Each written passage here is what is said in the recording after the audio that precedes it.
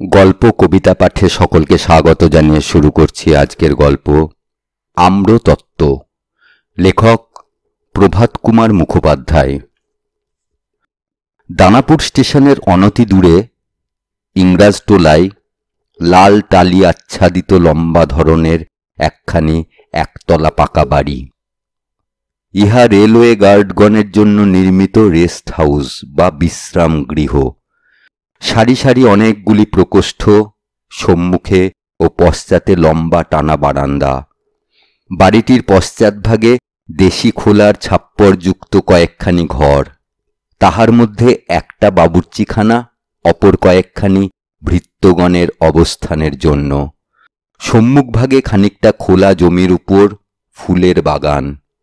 দুইটি বড় বড় কৃষ্ণচূড়ার গাছ সর্বাঙ্গে ফুল ফুটাইয়া বাতাসে দুলিতেছে। বাকিগুলির অধিকাংশই বিলাতি ফুলের ছোট গাছ, দুই একটি দেশি ফুলও আছে। আষাঢ় মাস, আকাশে মেঘ করিয়া রহিয়াছে। সম্মুখের বারান্দায় লোহার খাটে নেটের মশারির মধ্যে গার্ড ডিসুজা সাহেব নিদ্রিত। মাঝে মাঝে ফুরফুরে হাওয়ায় সে মশারি কাঁপিয়া উঠিতেছে। রাত্রি 2টার সময় মোগলসরাই হইতে 26 নম্বর মালগাড়ি লইয়া ডিসুজা সাহেব দানাপুরে আসিয়াছিলেন। অদ্য বেলা 10টায় আবার 15 নম্বর লোকাল প্যাসেঞ্জার লইয়া তাহাকে মোগলসরাই ফিরিতে হইবে। বেলা 8টা বাজিল, রৌদ্র নাই, তাই বেলা বুঝা যাইতেছে না। বাংলার খানসামা নগ্নপদে ধীরে ধীরে আসিয়া সাহেবের শয্যার নিকট দাঁড়াইল। লাল ডোরাকাটা কানপুর টুইলের পায়জামা স্যুট পরিয়া সাহেব গভীর নিদ্রায় মগ্ন। কোটের বুকের অধিকাংশ বোতামি খোলা। খানসামা ডাকিল, হুজুর। হুজুরের সাড়া নাই। খানসামা আবার ডাকিল, 8 বাজ গিয়া সাহেব, জাগিয়ে। অবশেষে খানসামা মশারির ভিতর হস্ত প্রবেশ করাইয়া দিয়া সাহেবের হাঁটু ধরিয়া নাড়া দিয়া বলিল, জাগিয়ে হুজুর, 8 বাজ গিয়া। সাহেব তখন উফ করিয়া চক্ষু খুলিলেন। একটি হাই তুলিয়া বালিশের নিচে হইতে নিজ বৃহদাকার সরকারি ওয়াচটি বাহির করিয়া দেখিলেন 8টা বাজিয়া 12 মিনিট। সাহেব বিছানায় উঠিয়া বসিয়া বলিলেন, গোসল ঠিক করো। ঠিক হয় হুজুর, বলিয়া খানসামা চলিয়া গেল। সাহেব শয্যা হইতে নামিয়া কক্ষ মধ্যে প্রবেশ করিয়া হুক হইতে ঝুলানো নিজ কোটের পকেট হইতে পাইপ, দেশলাই ও তামাকের পাউচ বাহির করিয়া লইলেন। ভিতরের বুক পকেটে একখানি চিঠি ছিল, তাহাও বাহির করিলেন। একখানি ইজি চেয়ারে বসিয়া পাইপ ধরাইয়া পত্রখানি খুলিয়া সাহেব পড়িতে লাগিলেন। পত্রখানি মজফ্ফরপুর স্টেশন মাস্টারের কন্যা কুমারী বার্থা ক্যাম্বেল কর্তৃক লিখিত। বার্থার সহিত ডিসুজা সাহেব বিগত এপ্রিল মাস হইতে বিবাহপণে আবদ্ধ। অক্টোবর মাসে ডিসুজা সাহেবের 1 মাস ছুটি ডিউ হইবে। ছুটি হইলেই বিবাহ ও সিমলা শৈলে গিয়া মধুচন্দ্র যাপন স্থির হইয়া আছে। পত্রখানি আজ 3 দিন হইতে সাহেবের পকেটে পকেটে ঘুরিতেছে। ফেরত ডাকে উত্তর দিবার জন্য অনুরোধ ছিল, তাহা হইয়া উঠে নাই।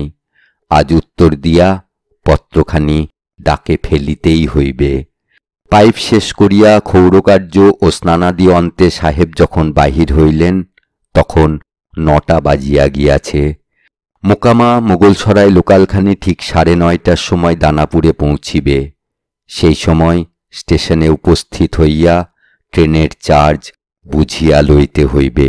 সুতরাং পত্র লেখার বাসনা পরিত্যাগ করিয়া সাহেব হাজরি আনিবার হুকুম করিলেন। পত্র লেখার সময় হইল না বলিয়া সাহেবের মনটা কিছু অপ্রসন্ন। তাহার মুখভাব হইতে স্পষ্টই ইহা বুঝা যাইতেছিল। খাদ্যদ্রব্যের প্রথম কিস্তি টেবিলে আসিল। 2খানি টোস্ট, মাখন ও চা, 2টি আন্ডা বাইল ছিল। সাহেব প্রথম ডিম্বটি ভাঙিয়া দেখিলেন পচা। তাহা সরাইয়া রাখিয়া দ্বিতীয়টি ভাঙিয়া মাখন ও টোস্ট সহযোগে ভক্ষণ করিতে করিতে জিজ্ঞাসা করিলেন, और क्या है? খানসামা উত্তর করিল, মটন চাঁপ है, ঠান্ডা রোস है, কারি ভাত है। বলিতে বলিতে খানসামার সহকারী একটি ঢাকা পাত্রে মটন চপ টেবিলে রাখিল। সাহেব ৩-৪খানি চপ প্লেটে তুলিয়া লইয়া ছুরি দিয়া কাটিয়া মুখে তুলিলেন। খানিক চর্বণ করিয়া বলিলেন, বহুত কড়া হ্যায়, মটন নেই হ্যায়।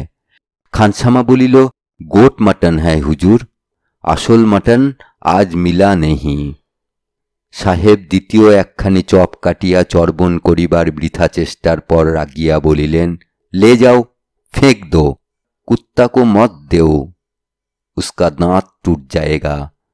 খানসামা প্লেট উঠাইয়া লইয়া সহকারীকে বলিল, রোস্ট লাও, কারি ভাত লাও জলদি। গত রাত্রে রোস্ট করা লেগ অফ মাটনের কিয়দংশ ছিল, তাহা হইতে টুকরা 2 কাটিয়া সাহেব ভক্ষণ করিলেন। ভালো লাগিল না। সাহেব তখন কারি ভাত চাহিলেন।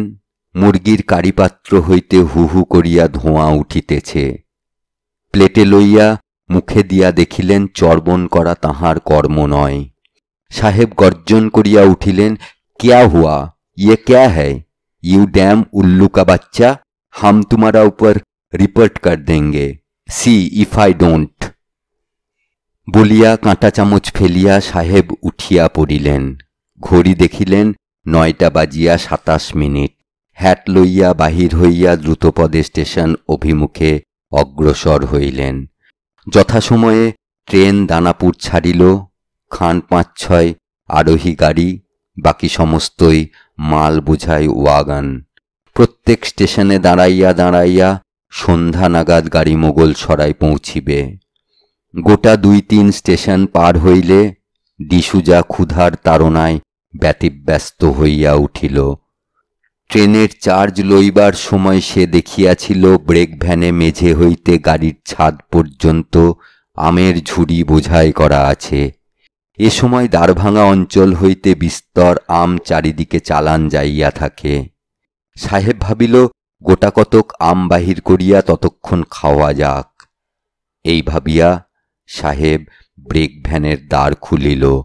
পক্ক ফলের লোভনীয় সুমিষ্ট গন্ধ ক্ষুধার্তের নাসারন্ধ্রে প্রবেশ করিল।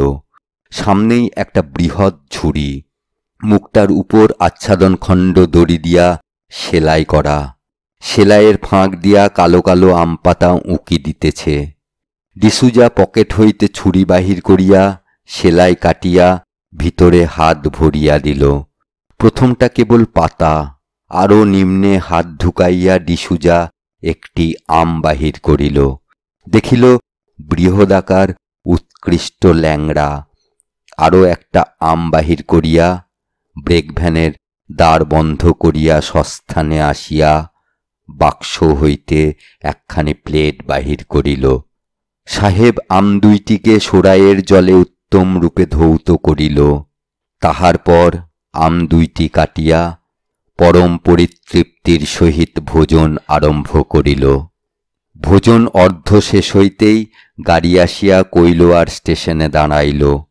স্টেশন মাস্টার রামতারণ মিত্র ধুতির উপর ছেঁড়া চাপকান পরিয়া গাড়ি পাস করিতে আসিয়াছেন। ব্রেক ভ্যানে আসিয়া বলিলেন, গুড মর্নিং মিস্টার ডিসুজা, কিছু পার্সেল টার্সেল নামিবে নাকি? সাহেব আম খাইতে খাইতে বলিল, কিছু না। বাহ, বেশ আম তো, খাসা গন্ধ বেরিয়েছে, পার্সেলের আম বুঝি? সাহেব শিরশ্চালনা করিয়া বলিল, খাইবে? দাও না সাহেব। বলিতে বলিতে রামতারণবাবু ব্রেক ভ্যানে উঠিলেন।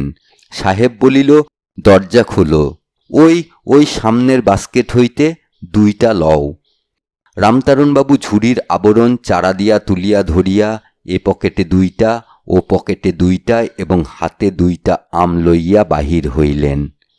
সাহেব বলিল, পান আছে? আছে বইকি বলিয়া বাবু পকেট হইতে ডিবা বাহির করিয়া 2টি পান সাহেবের ভ্যান বুক নামক বহিখানির উপর রাখিয়া দিলেন। নামিয়া ঘণ্টা দিতে বলিলেন। গাড়ি ছাড়িল। সাহেব হাত ধুইয়া ড্রাইভারকে সবুজ ঝান্ডি দেখাইয়া পান 2টি খাইতে যাইতেছিল। এমন সময় তাহার মনে হইল ক্ষুধা এখনো ভাঙে নাই, আর গোটা 2 আম খাইলে মন্দ হইত না। যেমন ভাবনা, কার্যও সেইরূপ। আহারান্তে মুখ হাত ধুইয়া পান খাইতে খাইতে গাড়ি আড়া স্টেশনে আসিয়া দাঁড়াইল। আড়া অপেক্ষাকৃত বড় স্টেশন। স্টেশন মাস্টার গাড়ি পাস করিতে আসেন নাই, আসিয়াছেন জেনারেল অ্যাসিস্ট্যান্ট। বাবুটির বয়স হইয়াছে, চোখে রূপার ফ্রেমযুক্ত চশমা। ব্রেক ভ্যানে উঠিয়া বলিলেন, hello mister D'Souza, mango smelling beautiful. সাহেব হাসিয়া বলিল, ফাইন ল্যাংড়াজ। খাইবে? দাও না সাহেব গোটা কতক। ডিসুজা সেই ঝুড়ি হইতে গোটাচারি আম বাহির করিয়া বাবুটিকে দিল। ব্রেক ভ্যান বন্ধ করিয়া স্টেশনের আপিসে গেল। এখানে কয়েকখানা মালগাড়ি কাটিতেছে, দেরি হইবে।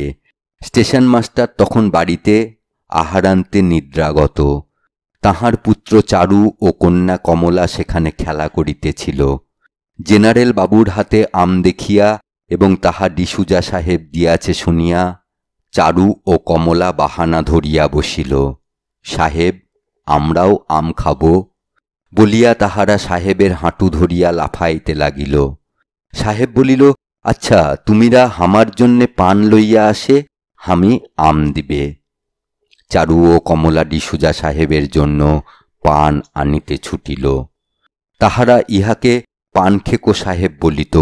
পূর্বেও কতবার সাহেবকে পান আনিয়া দিয়াছে। পান লইয়া সাহেব ইহাদিগকে ব্রেক ভ্যানে লইয়া গিয়া সহস্তে ঝুড়ি হইতে বাহির করিয়া আম দিল। ইহারাও আরো দাও করিয়া কুঁচোর ও অঞ্চল ভরিয়া আম লইয়া আনন্দে নৃত্য করিতে করিতে গৃহে ফিরিয়া গেল। এইরূপে প্রতি স্টেশনে দাতব্য করিতে করিতে এবং মাঝে মাঝে খাইতে খাইতে বেলা 5টা নাগাদ ঝুড়িটি প্রায় খালি হইয়া গেল। সকলডিহার স্টেশন মাস্টারকে ঝুড়ির ইতিহাস বলিতে বলিতে 2টি আম দিবার সময় ডিসুজা দেখিল বড়জোর আর গুটি 15-16 আম নিম্নে পড়িয়া আছে। স্টেশন মাস্টার বাবু বলিলেন, তা সাহেব, দিলে একটা ঝুড়ি থেকেই সব দিলে কেন? এত ঝুড়ি তো রয়েছে, ভাগাভাগি করে নিলেই তো হতো। সাহেব বলিল, এ আমগুলি খুব চমৎকার যে, অন্য ঝুড়ির আম কেমন হইত তাহার ঠিক কি? বাবু হাসিয়া বলিলেন, তা বটে, আর 5 জনের অভিশাপ কুড়ানোর চেয়ে একজনের অভিশাপই ভালো। সাহেব বলিল, ঝুড়িটা একেবারেই খালি হইয়া গেল। এই খালাসি, লাইন সে থোড়া পাথর উঠাও তো।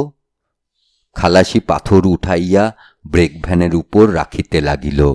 অনেকগুলো জমিলে সাহেবের আদেশ অনুসারে খালাসি উঠিয়া আমের ঝুড়ি হইতে আমগুলা বাহির করিয়া পাথর ভরিয়া তাহার উপর আম পাতা চাপাইয়া দিল। গাড়ি ছাড়িলে সাহেব সহস্তে ঝুড়ির মুখ আবার সেলাই করিয়া দিল। গুনছুঁচ দড়ি প্রভৃতি গার্ড সাহেবদের বাক্সেই মজুদ থাকে। সন্ধ্যার পূর্বেই ট্রেন মোগলসরাই পৌঁছিল।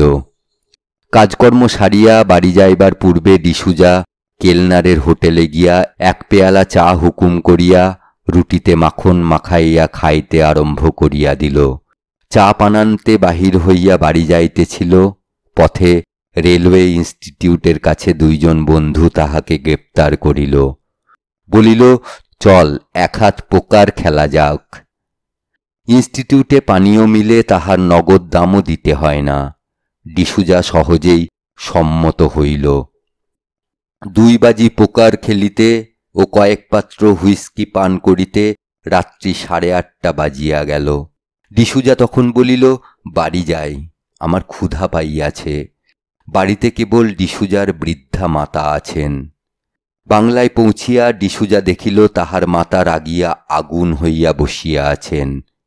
মেঝের উপর আমের একটি ঝুড়ি, আশেপাশে আম পাতা ছড়ানো, এক স্থানে গুটি 15-16 আম এবং 1 বোঝা পাথরের টুকরা। মত্ততার অবস্থায় ডিসুজা ব্যাপারটা ঠিক বুঝিতে পারিল না। মিসেস ডিসুজা বলিলেন, এই যে জন, কোন ট্রেনে ফিরিলে? ডিসুজা সে কথার উত্তর না দিয়া বলিল, এ বাস্কেট কোথা হইতে আসিল? মজফ্ফরপুর হইতে। আজ দ্বীপ্রহরে তোমার হবু শ্বশুরের পত্র পাইলাম। 150টা ভালো ল্যাংড়া আম পাঠাইতেছেন। খুব সম্ভব 15 নম্বরে তাহা এখানে আসিয়া পৌঁছিবে।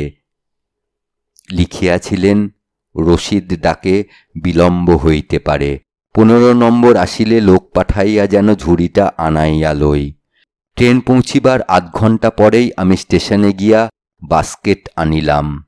আনিয়া খুলিয়া দেখি আম সব চুরি গিয়াছে, আমের স্থানে পাথর বোঝাই করিয়া দিয়াছে। দেখো দেখি কাণ্ড, 15 আপে গার্ড কে ছিল, খবর নাও তো। ডিসুজা বলিল, 15 আপ? আমিই তো লইয়া আসিয়াছি। তুমি তুমি তবে এতক্ষণ ছিলে কোথা? তুমি তবে আম কে লইল? বোধহয় দীঘায় অথবা বাঁকিপুরে। ডিসুজা বলিল, না না, ও ও আম আমিই খাইয়াছি। বৃদ্ধা ইতিপূর্বেই বুঝিতে পারিয়াছিলেন পুত্র প্রকৃতিস্থ নাই। বলিলেন, তুমি খাইয়াছ এই এক ঝুড়ি আম? অসম্ভব। ডিসুজা নিকটস্থ চেয়ারে বসিয়া বলিল, বড়ই ক্ষুধা পাইয়াছিল, তাই খাইয়া ফেলিয়াছি। মাতা বলিলেন, ননসেন্স, একথা এখন তোমাকে বলিয়া কোনো ফল নাই। কল্লপ্রাতে এ সম্বন্ধে রীতিমতো তদন্ত করিয়া ব্যাপারটা উপরওয়ালাদের জানাইতে হইবে। সহজে আমি ছাড়িতেছি না। এতগুলো আম, রেলের কর্মচারীরা কি চোর? কি পাষণ্ড! ছি ছি ছি!